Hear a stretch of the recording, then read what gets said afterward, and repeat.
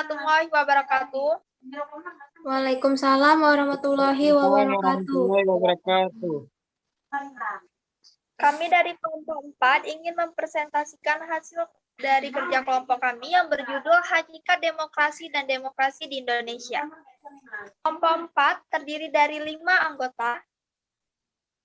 Yang pertama, Nopita Ramadana, yang kedua Rahma Siti Nurbahira, yang ketiga Cindy Mutiara, yang keempat Dimas Rizky Darmawan, dan yang kelima Muhammad Haikal Husfani. Perkenalkan, saya Cindy Mutiara selaku moderator dari kelompok 4.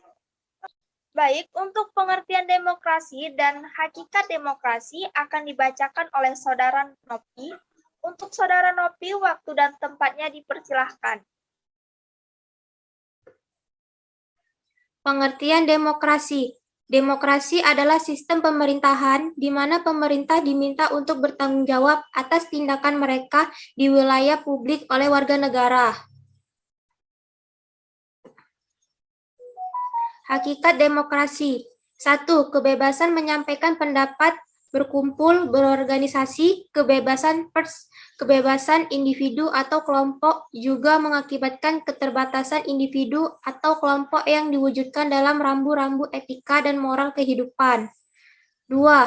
Kesederajatan, hak dan kewajiban yang sama, kedudukan yang sama di depan hukum. 3. Keterbukaan, pemerintahan dan langkah-langkah pengelolaan keputusan harus diketahui dan disetujui rakyat. Transparansi. 4. Etika dan norma kehidupan harus dijunjung tinggi. Terima kasih kepada Saudara Nopi atas penjelasan pengertian demokrasi dan hakikat demokrasi. Dan untuk selanjutnya, di sini ada prinsip demokrasi dan nilai-nilai demokrasi yang akan dibacakan oleh Saudara Rahma. Untuk Saudara Rahma, waktu dan tempatnya dipersilahkan. Nilai-nilai demokrasi. 1. Kesadaran akan pluralisme. 2. Musyawarah. 3. Pertimbangan moral. 4. Pemufakatan yang jujur dan sehat. 5. Penemuan segi-segi ekonomi. 6. Kerjasama antar warga, masyarakat, dan sikap mempercayai itikat baik masing-masing. 7. Pandangan hidup demokratis harus dijadikan unsur yang menyatu dengan sistem pendidikan. Macam-macam demokrasi. 1. Atas dasar penyaluran kehendak rakyat. Menurut cara penyaluran kehendak rakyat, demokrasi dibedakan atas. A. Demokrasi langsung adalah paham demokrasi yang mengikuti sertakan setiap warga negara dalam permusyawaratan untuk menentukan kebijaksanaan untuk negara. B. Demokrasi tidak langsung. Demokrasi tidak langsung adalah demokrasi yang dilaksanakan melalui sistem perwakilan. Penerapan demokrasi ini berkaitan dengan kenyataan suatu negara yang jumlahnya penduduknya banyak, wilayahnya luas, dan permasalahan yang dihadapinya semakin rumit dan kompleks.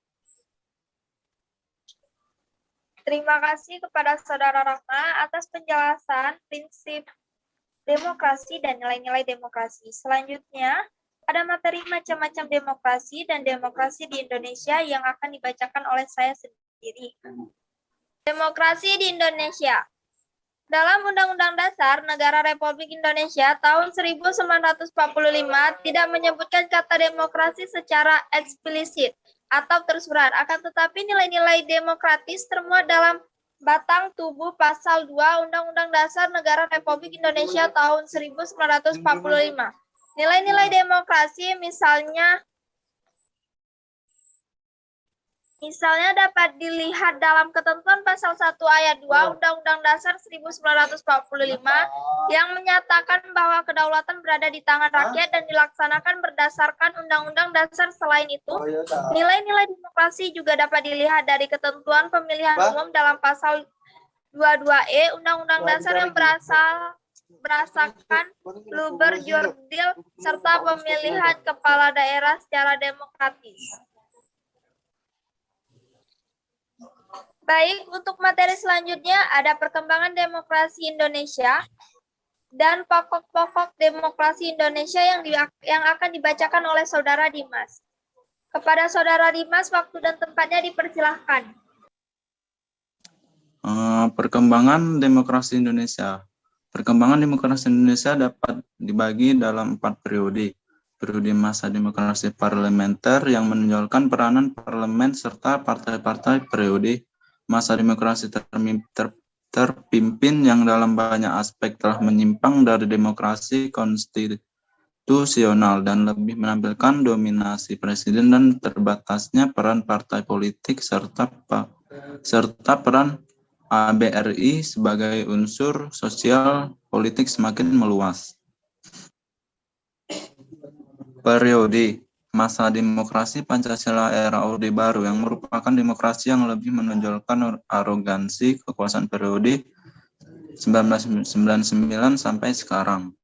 Masa demokrasi Pancasila, demokrasi konstitusional era reformasi dengan berakar pada kekuatan multi partai yang berusaha mengembalikan perimbangan kekuatan antar lembaga negara, antara eksekutif, legislatif, dan yudisial. Pokok-pokok demokrasi Indonesia. 1. Mengedepankan musyawarah mufakat. 2. Mengedepankan kepentingan umum. 3. Kekuasaan tertinggi ada pada rakyat. 4. Penyaluran aspirasi rakyat melalui lembaga perwakilan rakyat.